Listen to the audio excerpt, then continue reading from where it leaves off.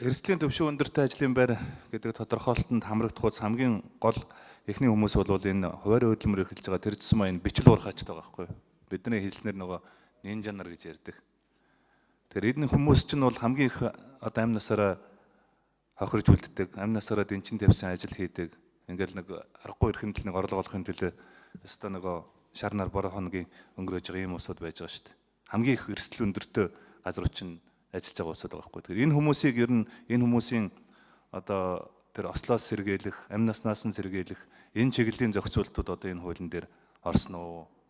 Тэгэхээр ажил олгогчийн зардлаар энэ нэмэлт даатгалын хураамжийг энэ төлөх зохицуултыг оруулж ирж байгаа маа. Тэгэхээр ихэнх эрсдлийн түвшин өндөр ажлын байрны хувьд бол бас их тийм их өргөн хүрээнд даатгах асуудал гарахгүй.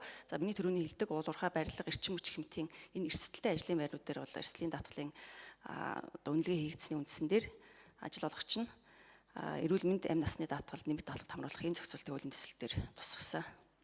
Яг энэ ажлын байран дээр одоо ингээд энэ эрүүл мэндээр хохирсон, насаараа өрөөл татуу болоод хохирж байгаа олон 100 мянган иргэд үндсэндээ Монгол улсад бол 4500 байдаг юм байна. Тэгэхээр энэ иргэдийг цаашдаа одоо насан туршид тэр тодорхой тэтгэврийн нас хүртэл нь одоо ажлын байраар хангах энэ үүрэг хариуцлагыг одоо ажил олгогч гэдэг юм уу төр хариуцах одоо ямар хөө шийдлүүд байж болох вэ? Энэ дээр та бүгд хийсэн одоо судалгаанууд байна уу? 2013 оны 20 дугаар тогтоолоос ч гэсэн тэр үйлдвэрлэлийн осол өртөж одоо амнасаа алдсан, мэргэжлийн шалтгааллах өвчний улмаас хөдөлгөөний чадраа одоо алдсан иргэдэд олгож байгаа нөхөн төлбөр тэтгэмжийн хэмжээг одоо нэмэгдүүлэх талаар тодорхой арга хэмжээ авах юм чиг үүргийг бол засгийн газарт л өгсөн байдаг.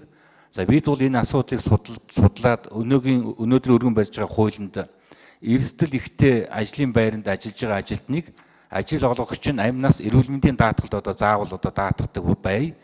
Нэг энэ шимтгэлийг нь бол ажил олгогч төлдөг одоо байхаар хуульчилж оруулж байгаа.